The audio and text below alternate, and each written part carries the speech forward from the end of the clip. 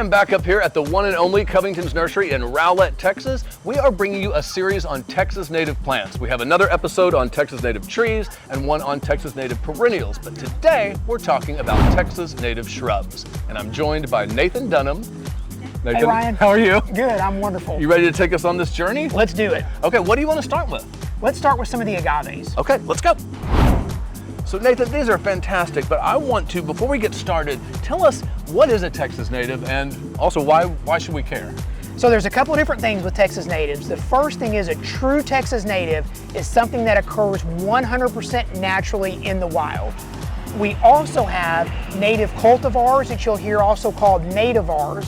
Those are selections of native plants that people take cuttings off of and propagate. So while they're not truly a true Texas native, they are considered a nativar or native cultivar. Now, I'm going to play devil's advocate here just for a second. Why would I want a true Texas native rather than one that has been like perfected and improved upon by science? And so it depends upon the situation. Lots of times we'll find tighter, more compact nativars than we will true Texas natives. Okay. But the main advantage to a true Texas native is biodiversity.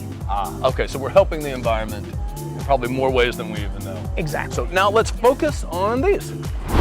So Nathan, these are beautiful, but I can't help but notice that these are like weapons. I mean, these are dangerous plants. They are. Not all plants were made to be hugged. What do we have? So this is a Neomexicana agave. This is a great variety of agave for several reasons. It is a true Texas native. Also, it is more compact. It'll only get about 2 feet tall and about 3 feet wide. Here's my favorite part about this one, and this is why it lives in my yard. It's a -20 cold hardiness. Yeah. So it's an agave that never has to be covered. It can be grown in a pot with no danger. It's an excellent native plant for our area. I mean, you had me right there. It's going to survive our winters. Exactly. Yeah.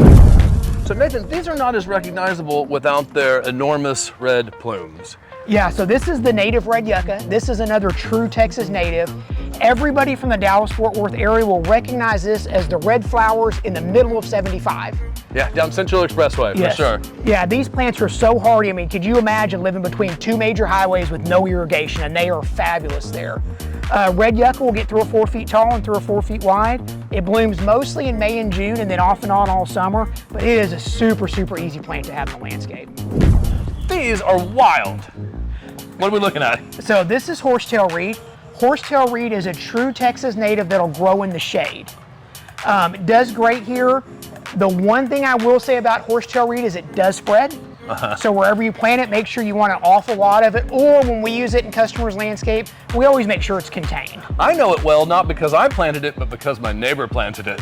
And it wants to come over and visit sometimes. Can it grow? It can grow in almost water, standing water. Yes, it can. It can grow in water, it can grow in the shade, it can grow in a wet spot. You don't want to get it in a ton of afternoon sun. Other than that, though, it's a very versatile plant. And it's cool.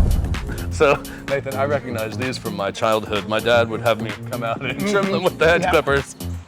So this is Dwarf Yaupon holly. Dwarf Yaupon holly is a native cultivar or a nativar. It is cultivated off of the Yaupon holly tree, which is a true Texas native. Yaupon hollies, the dwarfs, they're great plants to use for shrubs in front of your house, under windows. They can be trimmed however you like, and the great thing about dwarf yaupons, they'll grow in the sun, they'll grow in the shade, they'll grow in the wet, they'll grow in the dry. They are truly one of the easiest plants to grow that we sell here at Covington's Nursery. Pretty easy to trim too. They are. So Ryan, here's another great true Texas native. This is the pink muhly grass. Pink muhly grass will get about 3 feet tall and 3 feet wide. One of the things I love about it is it gets these real pretty pink and burgundy colored plumes at the top in late summer and early fall. The other thing I enjoy, and we're both doing it, lots of grasses have a very rough texture. Muhly grass has a very nice smooth texture, so when you have to work with it, it doesn't cut you all up. I'm sure you've experienced that before. Well, I don't have any of the grasses for that reason in my yard, but this one is really tempting. Okay, Nathan, what do we have here? So this is another true Texas native. This one's Mexican feathergrass. Mexican feathergrass gets about 2 feet tall or 30 inches tall and about 2 feet wide. This is the one everybody's seen on George Bush Highway that looks like the ocean. This is one I especially love to plant in color bowls. Okay. It does great in color bowls and also in mass plantings. It looks great planted like that. So Nathan, I want to chime in on these. These are wood ferns, right? Correct. Yeah, I have not had great luck with ferns in my yard until I switched to these. So that makes sense because they're Texas natives. Right, yes. Southern wood fern is another true Texas native. We need to have these planted in the shade, right? So Yep. we've looked at a couple plants now that can go in the shade, but they'll get somewhere in the neighborhood of 3 to 4 feet tall and 2 to 3 feet wide. They are perennials, so they'll die back and come back, but Southern wood fern is great for here. It is. I had some ferns that didn't come back, but these always do, and they get beautiful and luscious. They do. So Nathan, you brought us to a classic.